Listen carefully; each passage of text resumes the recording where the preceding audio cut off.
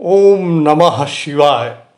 श्री शिव महापुराण विद्येश्वर संहिता का 19वां अध्याय भाग 6 में आज हम सुनते हैं पार्थिव शिवलिंग पूजादि और भस्म के प्रकार।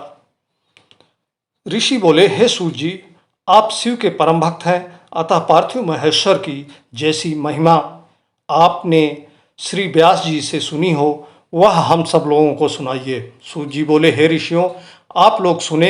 मैं आपकी भक्ति तथा आदर से प्रसन्न होकर शिव के पार्थिव लिंग की महिमा का वर्णन करता हूँ। हे विप्रो, सब लिंगों में पार्थिव लिंग श्रेष्ठ है। सतयुग में रत्न का, त्रेता में स्वर्ण का और द्वापर में पारे का और कलयुग में पार्थिव लिंग श्रेष्ठ है। पार्थिव मूर्ति के अनन्य पूजन व तप से भी अधिक फल प्राप्त होता है। जैसे समस्त नदियों में गंगा जी श्रेष्ठ हैं, सब मंत्रों में ओमकार ही महान है, सब वर्णों में ब्राह्मण श्रेष्ठ है, सब पुरियों में काशी श्रेष्ठतमा है, जैसे सब व्रतों में शिवरात्रि श्रेष्ठ है और जैसे शक्तियों में शैवी शक्ति श्रेष्ठ है परा मानी जाती है, वैसे ही सब लिंगों में पार्थिव लिंग श्रेष्ठ है।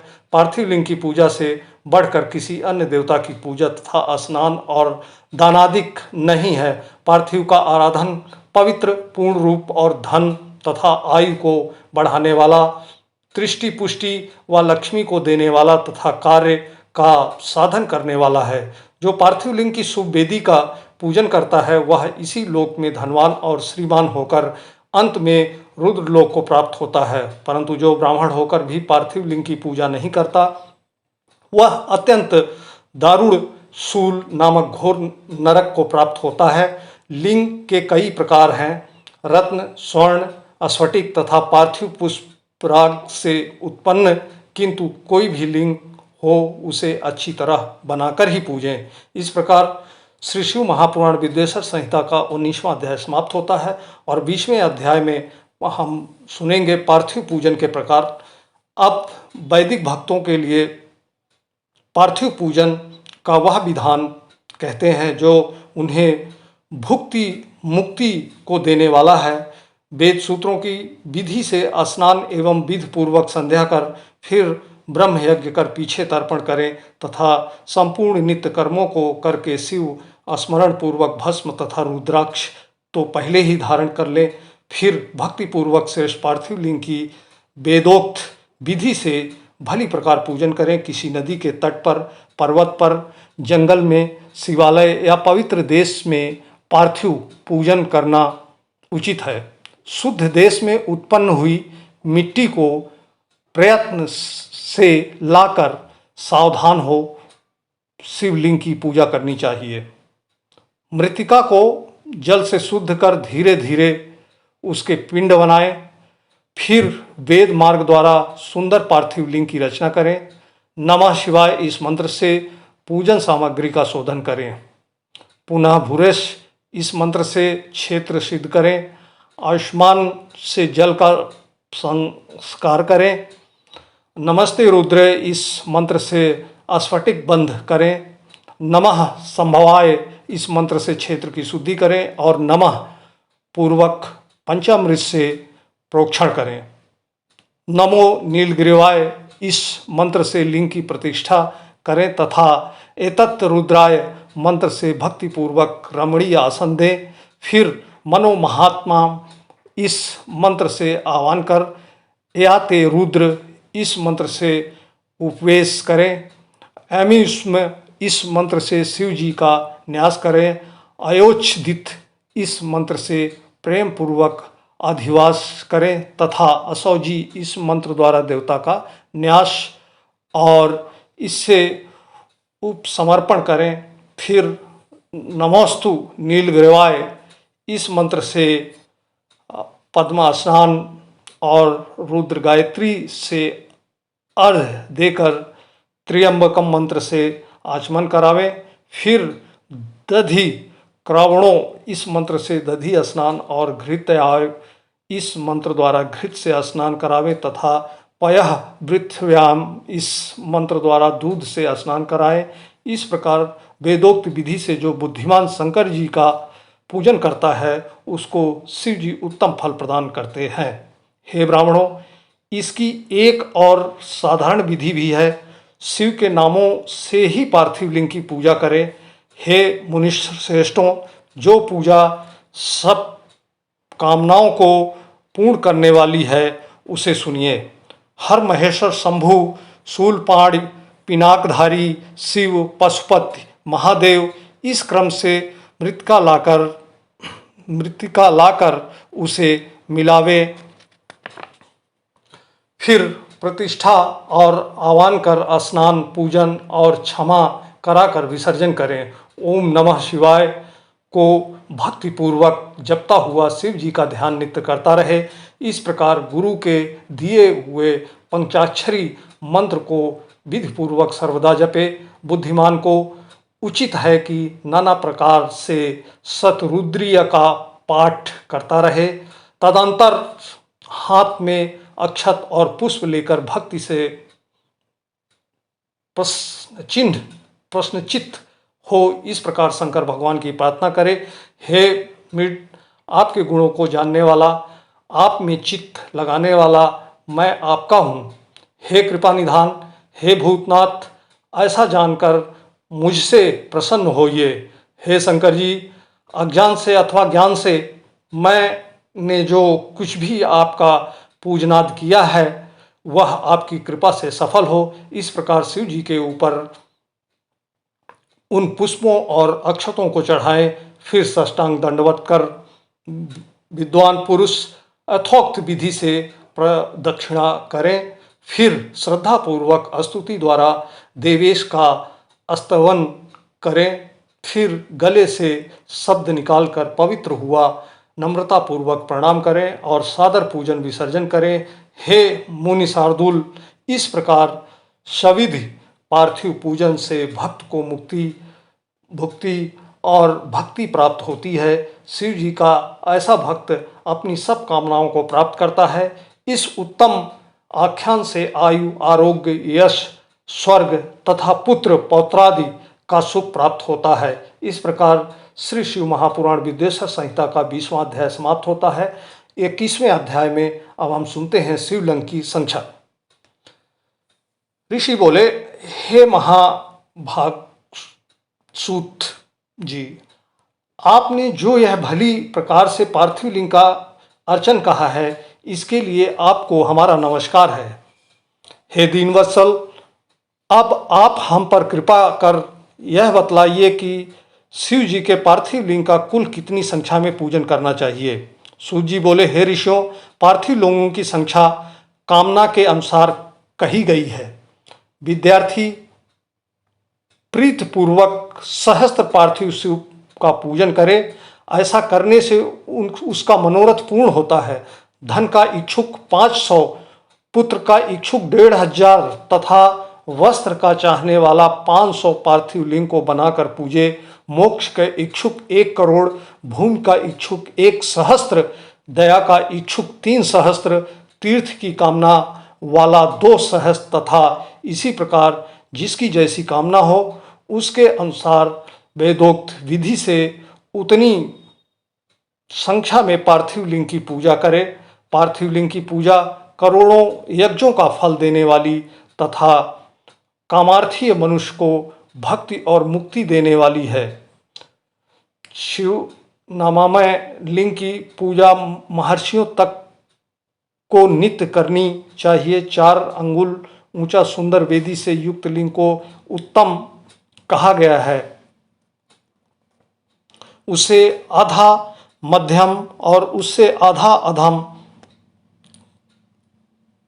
कहा गया है। चारों वेदों और सब शास्त्रों में लिंग की आराधना के समान दूसरा पुण्य नहीं है। द्विजों को वैदिक मार्ग से पूजा करनी चाहिए, अन्य मार्ग से नहीं। और दधीची, गौतम आदि ब्राह्मणों के शाप से दग्ध चिंतवालों एवं उनके वंशजों को, जिनकी वैदिक धर्म कर्म में श्रद्धा नहीं है, जो वेद स्मृत के कर्म का अनादर कर दूसरे कर्म का आचरण करते हैं, उनके संकल्प नहीं प्राप्त होते हैं। उन्हें चाहिए कि वे उसी स्थान पर त्रिजगमयी अष्टमूर्ति का पूजन करें। पृथ्वी, जल, अग्नि, वायु, आकाश, सूर्य, चंद्रमा और यजमान, ये 8 मूर्ति पूज्य हैं। सर्व, भव, रुद्र, भीम, ईश्वर, महादेव, पशुपति, इनका मूर्ति पूजन करें।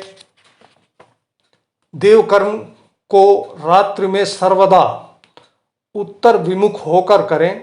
इसी प्रकार पवित्रता से युक्त हो उत्तर की ओर मुख करके शिव जी का पूजन करें।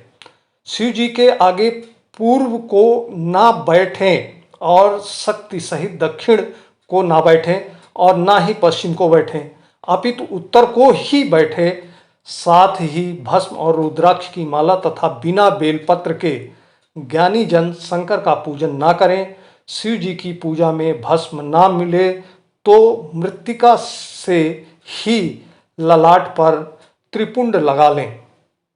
इस प्रकार शिव महापुराण विद्येश्वर संहिता का 21वां अध्याय समाप्त होता है। 22वें अध्याय में हम सुनेंगे शिव नैवेद्य और बिल्व पत्र महात्म का। ऋषि बोले, हमने पूर्व में सुना है कि शिव नैवेद्य आग्रह है, अतएव हे मुने इसका और बिल्व पत्र के महात्म का निर्णय कीजिए। सूत जी बोले, हे मुनियों, शिव जी के नैवेद्य को देखकर तो पाप दूर से भी भाग जाते हैं और उसको भक्षण करने पर तो अनेक पुण्य प्राप्त होते हैं। जिसके घर में शिव जी के नैवेद्य का प्रचार होता है उसका सारा घर तो पवित्र है ही, साथ ही वह अन्य घरों को भी पवित्र कर देता है।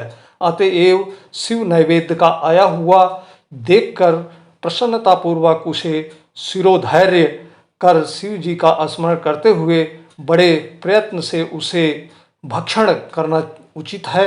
शिव नैवेद्य को आग्रहम समझकर उसे ग्रहण करने में जो विलंब करता है उस मनुष्य को पाप लगता है। शिव नैवेद्य ग्रहण कर ब्रह्म हत्यारा भी पवित्र हो जाता है। हाँ, जहाँ चंड का अधिकार है वहाँ मनुष्य को भक्षण नहीं करना चाहिए और जहाँ चंड का अधिकार नहीं है वहाँ का प्रसाद भक्तिपूर्वक भक्षण करना चाहिए। बाणलिंग, लोहलिंग, सिद्धलिंग और सब शंभु लिंग तथा संपूर्ण प्रतिमाओं में चंड का अधिकार नहीं है। हे मुनीश्वरों, लिंग के ऊपर का द्रव्य अवश्य ही आग्रहम है, किंतु जो लिंग स्पर्श से अलग है वह पवित्र है। हे मुनियों, यह तो मैंने आप लोगों से शिव नैवेद्य का निर्णय कहा। अब बिल्व पत्र का महात्म सुने। यह बिल्व महादेव जी का स्वरूप है। संसार में जितने भी पवित्र और प्रसिद्ध तीर्थ हैं वे सब बिल्व मूल में ही निवास करते हैं, क्योंकि बिल्व मूल में लिंग रूपी अव्यय महादेव का वास रहता है और जो पुण्य आत्मा इसकी पूजा करता है वह निश्चय ही शिव जी को प्राप्त होता है। ऐसे बिल्व मूल में जो शिव जी को जल चढ़ाता है मानो वह सब तीर्थों में स्नान कर चुका और वह पृथ्वी में पवित्र है। जो मनुष्य बिल्व मूल को गंध पुष्पादि से पूजता है वह शिवलोक को प्राप्त होता है तथा उसे संतान और सुख की वृद्धि होती है। जो आदरपूर्वक बिल्व मूल में दीपक जलाता है तथा उसकी शाखा को लेकर हाथ से उसके नवीन पत्ते ग्रहण कर बिल्व की पूजा करते हैं वह सब पापों से छूट जाता है। तथा जो बिल्व मूल में किसी शिव भक्त को भक्तिपूर्वक भोजन कराता है उसे एक के भोजन का करोड़ गुना फल होता है। जो बिल्व मूल में दूध, घी सहित अन्य किसी शिव भक्त को देता है वह कभी दरिद्र नहीं होता। हे विप्रों, इस प्रकार बिल्व पूजन प्राप्ति और निवृत्ति दोनों धर्म वालों के लिए उत्तम है। इस प्रकार शिव महापुराण विद्येश्वर संहिता का 22वां अध्याय समाप्त होता है। 23वां अध्याय शिव नमाम की महिमा सुनेंगे। ऋषि बोले, हे महाभाग सूत जी, आपको नमस्कार है। आप हमें भस्म की महिमा सुनाइए तथा रुद्राक्ष का महात्म्य और शिव जी के उत्तम नाम का महात्म्य भी कहिए, जिसे सुनकर हमारा चित्त प्रसन्न हो। सूत जी बोले, हे ऋषियों, शिव जी का नाम विभूत और रुद्राक्ष, ये तीनों महापुण्य रूप त्रिवेणी फल के समान कहे गए हैं, और जो इन तीनों को नित्य अपने शरीर में धारण किए रहता है, उसके दर्शन से पाप दूर हो जाते हैं। जिसके मस्तक में विभूति नहीं है और अंग में रुद्राक्ष नहीं, तथा जिसके मुख में शिव नाम नहीं, उसे अधम के समान त्याग देना चाहिए। शिव जी का नाम गंगा, विभूति, यमुना तथा रुद्राक्ष पाप नाशनी सरस्वती हैं, और जिसके शरीर में ये तीनों हैं, ऐसे भक्त के दर्शन से त्रिवेणी के स्नान के समान फल प्राप्त होता है। हे शौनक, जितने भी पाप मूलक अनेक प्रकार के दुख हैं, वे केवल एक शिव जी के ही नाम से नष्ट होते हैं, अन्य किसी से नहीं। वही वैदिक, वही पुण्यात्मा, वही पंडित और वही धन्य है। जो मनुष्य इस पृथ्वी पर शिव जी के नाम का जप करता है, आसक्त रहता है, हे मुनि, जिनको शिव जी के नाम जप में विश्वास होता है, वे दिन रात उसी में लगे रहते हैं, क्योंकि शिव नाम से जितने पातक नष्ट होते हैं, संसार में मनुष्य उतने पाप नहीं कर सकता। शिव नाम रूपी नौका को पार मनुष्य संसार रूपी सागर से तर जाता है। ब्रह्म इत्यादि अनंत पापों की राशि शिव नाम के लेते ही शीघ्र नष्ट हो जाती है। जो पाप रूपी अग्नि से पीड़ित हुए हों, उन्हें शिव नाम रूपी अमृत का पान करना चाहिए, क्योंकि पाप रूप दावाग्नि से तप्त हुए को उसके बिना शांति नहीं प्राप्त होती। हे मुनीश्वर, जिसकी शिव नाम में अखंडित भक्ति है, उसको मोक्ष सुलभ है, अन्य को नहीं, ऐसा मेरा विश्वास है। हे मुनीश्वरों, बहुत कहने से क्या लाभ। मैं एक श्लोक में कहता हूँ कि श्री शिव नाम की महिमा संपूर्ण पापों को हरण करने वाली है। शिव नाम के प्रभाव से मनुष्य उत्तम संगत को पाता है। पूर्व काल में इंद्रुद्यम नाम का एक बड़ा पापी राजा था, जिसे शिव नाम के प्रभाव से उत्तम गति प्राप्त हुई थी। हे द्विश्रेष्ठों, यह मैंने तुमसे शिव नाम की महिमा कही। अब आप संपूर्ण पवित्रों का भी पवित्र भस्म महात्म सुने। इस प्रकार शिव महापुराण विद्वेश्वर संहिता का 23वां अध्याय समाप्त होता है और 24वें अध्याय में भस्म की महिमा बताई गई है। सूत जी बोले, संपूर्ण मंगल को देने वाली भस्म दो प्रकार की होती हैं, एक महाभस्म, दूसरी स्वलभ भस्म। और महाभस्म नाना प्रकार की होती हैं और स्रोत, स्मार्त तथा अलौकिक वेद से वह भस्म 3 प्रकार की होती है, तथा स्वलभ संक्षक भस्म की बहुत प्रकार की कही गई है। इसमें स्रोत और स्मार्त भस्म तो द्विजों के लिए हैं और लौकिक भस्म दूसरों के लिए। गोबर की सनी हुई भस्म को आंग्रेय कहते हैं और इससे भी त्रिपुंड किया जाता है, परंतु विद्वानों को अग्निहोत्र से उत्पन्न हुई भस्म को धारण करना चाहिए। वर्णाश्रमी को उचित है कि वह आलस्य रहित हो, नित्य भस्म से उद्धलन और तिरछा त्रिपुंड धारण करे। हे मुनि, जो प्राणी पापी है, उनको भस्म और त्रिपुंड में द्वेष होता है, परंतु जो आत्मज्ञानी पुरुष है, वह शिवगनि से सायुषेथ मंत्र द्वारा भस्म लेकर लगाता है और वह भस्म के स्पर्श मात्र से ही सारे पापों से छूट जाता है। जो तीनों संख्याओं में श्वेत भस्म से त्रिपुंड लगाता है, वह सब पापों से छूटकर शिव जी के साथ आनंदित होता है। यदि भस्म में स्नान ना किया हो तो सक्षर का जप न करें। भस्म का त्रिपुंड धारण कर ही विधि पूर्वक जप करें। विद्वानों को सदैव भस्म धारण, लिंग पूजन और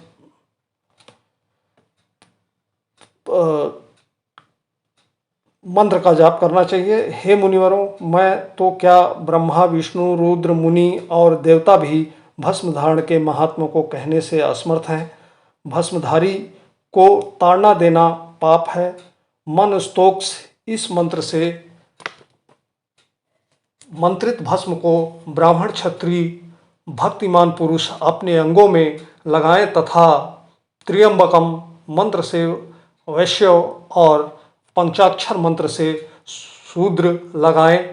अन्य विधवा स्त्रियों को भी शूद्र की तरह विधि कही है। अघोर मंत्र से वनवासी और यति प्रणव मंत्र से त्रिपुंडादि धारण करें। जो वर्णाश्रम को पार कर चुका है वह शिव मंत्र से तथा शिव योगी ईशान मंत्र से भस्म धारण करें। किसी भी वर्ण को भस्म का त्याग न करना चाहिए, ऐसी शिव जी की आज्ञा है। भस्म और त्रिपुंडधारी सभी पातकों से मुक्त हो जाते हैं। जिसके अंग में रुद्राक्ष और त्रिपुंड नहीं है उसका जन्म व्यर्थ है। त्रिपुंड में 3 रेखा होती है। भौहों के मध्य से प्रारंभ कर जहाँ तक भौहों का अंत हो उतने ही प्रमाण वाला त्रिपुंड धारण करें। मध्यमा और अनामिका से मध्य में प्रतिलोम से अंगुष्ठ द्वारा की हुई रेखा त्रिपुंड कहलाती है। 3 अंगुलियों के मध्य से यत्नपूर्वक भस्म को लेकर भक्तिपूर्वक त्रिपुंड धारण करें तो मुक्ति मुक्तिदायक होती है। इस प्रकार श्री शिव महापुराण विद्वेश्वर संहिता का 24वां अध्याय समाप्त होता है। 25वें अध्याय में हम रुद्राक्ष की महिमा सुनेंगे। सूत जी बोले, हे महाभाग सौनक जी, अब आप रुद्राक्ष की महिमा सुनाइए। हे मुनि, पूर्व काल में रुद्राक्ष की महिमा को देवी के आगे परमात्मा शिव जी ने लोक कल्याण की दृष्टि से इस प्रकार कहा था। हे देवी महेशानी, जब पूर्व काल में सहस्त्रों वर्ष के तप के पश्चात भी मेरा मन संतुष्ट ना हुआ, तब मैं लीला पूर्वक अपने नेत्र बंद कर लिए हैं। उससे मेरे सुंदर नेत्र पुटों से कुछ आंसू की बूंदें पृथ्वी पर गिर पड़ी। उनसे यंत्र तंत्र रुद्राक्ष के वृक्ष उत्पन्न हो गए। मैंने उन स्थावरों को विष्णु भक्तों तथा चारों वर्णों को दे दिया। शिव के प्यारे वो रुद्राक्ष गौड़ देश की भूमि में मथुरा, अयोध्या, लंका, मलयाचल, सहम पर्वत, काशी तथा दूसरे देशों में भी श्रुतियों द्वारा प्रेरित हुए, जिनमें पाप समूहों के नाश की शक्ति विद्यमान थी। जो रुद्राक्ष आंवले के समान होता है वह सबसे श्रेष्ठ है, और जो बदरी फल बेर के समान है वह मध्यम तथा जो चने के समान होता है वह अधम कहा जाता है। हे महेश्वर, बेर के समान होने वाला रुद्राक्ष लोक में सुख और सौभाग्य को बढ़ाता है। आंवले के समान हो तो वह सारे अरिष्टों का नाश करता है, और जो गुंजा फल के समान होता है उससे सर्वार्थ फलों की सिद्धि होती है। रुद्राक्ष धारण करने से सब पापों का नाश होता है। जिस रुद्राक्ष में स्वयं छिद्र हो वही श्रेष्ठ है, और जो मनुष्य द्वारा छेद कर माला के योग्य बनाया गया हो वह मध्यम है। बड़े से बड़े पाप रुद्राक्ष के धारण से नष्ट हो जाते हैं। 1100 रुद्राक्षों को धारण कर मनुष्य शिव रूप को हो जाता है, और इसके संपूर्ण फल को 100 वर्षों में भी नहीं कहा जा सकता है। जो 550 रुद्राक्षों का मुकुट धारण करता है वह भक्तिमान पुरुषों में महान है।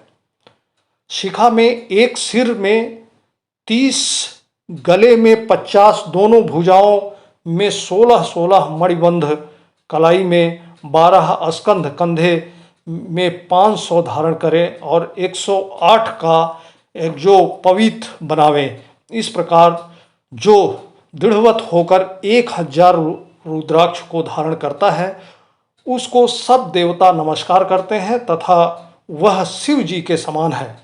शिखा में एक रुद्राक्ष, मस्तक में 40, कंठ में 32, हृदय में 108, एक कान में 6, भुजाओं में 16-16, हाथ में 12-12 अथवा 24-24 रुद्राक्ष जो प्रीतपूर्वक धारण किए हो वह भी शिव का जन है और निरंतर पूजनीय एवं स्तुत्य है। हे उमा, रुद्राक्ष मेरा मंगल चिन्ह है, स्वरूप है। सब आश्रमों और वर्णों को रुद्राक्ष धारण करना चाहिए। रुद्राक्ष धारण करने के अलग अलग मंत्र हैं, उन्हें पढ़कर धारण करें। त्रिपुंड भस्म और रुद्राक्ष धारण करने वाले यमलोक को नहीं जाते। रुद्राक्ष द्वारा मंत्र जपने से कोटि गुना पुण्य होता है और उसके धारण करने से मनुष्य 10 कोटि गुना पुण्य प्राप्त करता है। हे देवी, त्रिपुंड सहित जिसके अंग में रुद्राक्ष होता है और जो मृत्युंजय का जापक होता है उसके दर्शन से शिव दर्शन का फल होता है। रुद्राक्ष के और भी कई भेद हैं, परंतु एक मुख वाला साक्षात मुक्ति भुक्ति को देने वाला शिव स्वरूप और ब्रह्म हत्यादि निवारक है। इससे सब कामनाएं सिद्ध होती हैं। 2 मुख वाले से गो हत्यादिक पाप निवारण होते हैं। 3 मुख वाला साधनदायक, 4 मुख वाला स्वयं ब्रह्मा है और चतुर्व फल दाता है। कुल 14 मुख तक के रुद्राक्ष होते हैं जिनके अलग अलग महात्म है। ओम ह्रीं नमः, ओम नमः, ओम क्लीं नमः, ओम ह्रीं नमः, ओम ह्रीं नमः, ओम ह्रीं ॐ नमः, ओम ॐ नमः, ओम ॐ नमः, ओम ह्रीं ॐ नमः, ओम ह्रीं नमः, ओम ह्रीं ॐ नमः, ओम क्रों क्षौं रौं नमः, ओम ह्रीं नमः, ओम नमः। इस प्रकार भक्ति पूर्वक सब कार्यों की सिद्धि के लिए इन मंत्रों से रुद्राक्षों को धारण करें। बिना मंत्र के रुद्राक्ष कदापि ना धारण करें। रुद्राक्ष की माला वाले को देखकर भूत प्रेत पिशाच डाकनी साकनी तथा और भी द्रोह करने वाले प्राणी दूर भाग जाते हैं। रुद्राक्ष मालाधारी को देखकर शिव और विष्णु प्रसन्न होते हैं। गणपति, सूर्य तथा और भी दूसरे देवता प्रसन्न होते हैं। हे मुनीश्वरों, जो इस परम मंगल स्वरूप रुद्राक्ष और भस्म के महात्म को नित्य श्रवण करेगा उसकी सब कामनाएं पूर्ण होंगी और वह अंत में मोक्ष को प्राप्त होगा। और यहाँ पर शिव महापुराण विद्येश्वर संहिता का 5वां अध्याय समाप्त होता है और 7वें भाग में मैं आपको अथ द्वितीय रुद्र संहिता प्रारंभ करूंगा। तब तक के लिए आप खुश रहिए, ओम नमः शिवाय का जाप करते रहिए और इंतज़ार करिए, अगला अथ द्वितीय रुद्र संहिता प्रारंभ हो जाएगी। ओम सत्यम शिवम सुंदरम, ओम सत्यम शिवम सुंदरम, ओम सत्यम शिवम सुंदरम, ओम सत्यम शिवम सुंदरम, ओम।